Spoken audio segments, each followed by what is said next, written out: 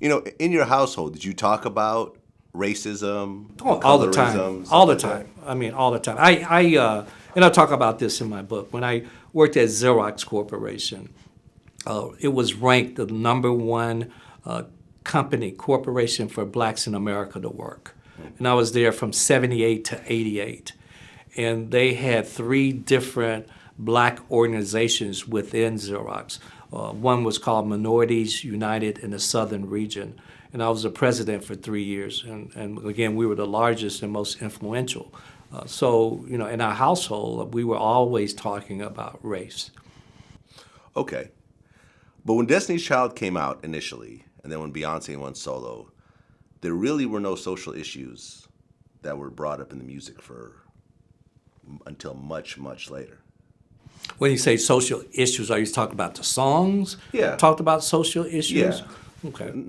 Would you agree with me on that? Yeah, I mean, Marvin Gaye, that was social issues, but you're right. Right. Lauryn Hill, Well, and you talked about Lauryn Hill. I think Yeah. Lauryn Hill brought up some social issues. Right. And it's interesting because with Marvin Gaye, it wasn't until the What's Going On album Right. that he switched it, because it was all love songs before then, and What's Going On was all about. Well, if you know the story, Barry never wanted to put that album out really? because it had social issues. Aha.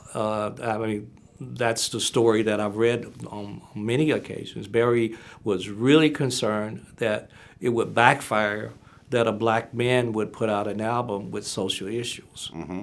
That's And then when I talk about, that's a great example. When we look at social issues today, we have to have that strength to talk about it in action. Barry, reluctantly, but he actually put it out. right, and that became Marvin Gaye's greatest album. Yeah, social courage. Again, I call it social courage. Yeah. Because Beyonce, it seems like later on she started to tackle more of that. Like, remember With the- Lemonade, she Yeah. definitely tackled it. But who's tackled it the most in our family is Solange. Right. Solange has by far tackled that topic of racism more so than Beyonce. Beyonce has, Yeah. but not to the extent Solange has. Right. Well, I remember Beyonce, when she performed at the Super Bowl, she came out with the Black Panther gear. Yeah, that was a defining moment. That was a big statement. It was. In fact, there was a lot of backlash over that. I don't know about that because, quite frankly, I have not followed Beyonce's professional career. The day that I became a father, And so I really don't, I used to really magnify and, I don't do that. Well, I mean, at the time, it was like some people were upset that, there was a Black Panther theme at the Super Bowl. First I've heard it. Yeah. First I've I mean, heard it. clearly it didn't have much of effect in Yeah. the long run. Yeah. But I remember. Yeah, I seriously, it's the first I've heard it. I mean, Right. And then you talk about Solange handling it quite a bit. Now, you ended up doing a skit yes. on her last album, was it? Yes. And I talked about my first day at Litchfield Junior High. Yeah. What that was like. And can you go over that skit again? Yeah, it was, my first day is we had state troopers escort us to school. And I talked about what it was like with all the parents, they were outside. That was a big deal. They had their signs, they were, jeering. And I talk about, oddly enough, those same state troopers would save me one day when Gaston High played Carver High, the black school.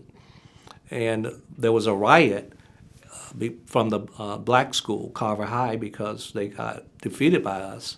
And then there was a riot, and then we had to go out the back door of the gym to get saved by the state troopers. Okay. I mean, oxymoron, wow. Okay, so junior high, you're, 13 years old? Yeah, somewhere about 12, 13, I guess. You are walking into a school surrounded by essentially cops. Mm-hmm. And there's KKK signs and the sort? Well, there was no KKK signs. I mean, it was just signs, just nasty one-liners by parents. Really? We don't want you here, in nigger go home, that kind of stuff. What was that like as a 13-year-old to see that type of thing? Frightening as hell. frightening as hell. But I've had a lot of, I share with people. People say, well, don't you care what people think and say about you?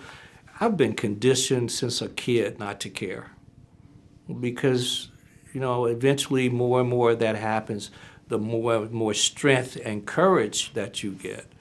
And it goes back to the social courage thing. Well, Solange talked about her relationship with you. Mm-hmm. She said, I understand my father so much more. To sort out my adolescent and young adult years, there was still so much I needed to know because our relationship was not always very good. It's still very much a work in progress, but I think I have a much clearer idea of the trauma that he experienced and how it felt like it was then generationally passed down to me. Both kind of existing in the white spaces as an only, and how much that we can shape and mold your experience of the world, race, and identity. I tell you, Solange is just so eloquent when she talks. Have you heard that before? I read that. You read that, okay. Yeah, I read that. I mean, but I still like, she just talks so eloquently. I really makes me very, very proud. So she's saying that all the racial trauma that you went through got passed down to the kids. I'm not sure that exactly she was saying that it got passed down. I think she said the idea of the trauma that he experienced and how it felt like it was then generationally passed on to me. Yeah, how it felt like then. Yeah. I think what she was saying now, she's not feeling that way, but then it used to feel that way as a child growing up. And, I think all of us as parents, I don't know if you're a parent or not, but all of us as parents, we evolve and grow with our kids. My kids are in their 30s. Now they're grown-ups. They have families. They have their own lives. And so one of the reasons why I wrote this book, it was one of the reasons, certainly not the only reason, but so that my kids, Solange and Beyonce, and so that my grandkids could understand more their heritage, understand more of the Knowles family. They knew quite a bit of the Beyonce family, Tina Beyonce family, not to get confused with Beyonce. They knew quite a bit of that. In Louisiana, Solange lives in New Orleans, and Beyonce did research with Lemonade. That was shot, the video, in New Orleans. So that in Louisiana rather. So that heritage they knew about. What they did know, and in the book I talk about, Beyonce when she was 2 years old, 3 years old, she actually spent a summer with my parents. It was my father, Mathew Sr., who first called her B because he couldn't pronounce Beyonce. So he would have my sister's daughter on one knee. My dad was 6'4", about 380. He would have one grandkid on one knee and the other grandkid on the other knee, and he would sing to him, and he would say, call her B, because, again, he couldn't pronounce. It wasn't because he wanted to. He's just an Alabama country boy. He couldn't pronounce it.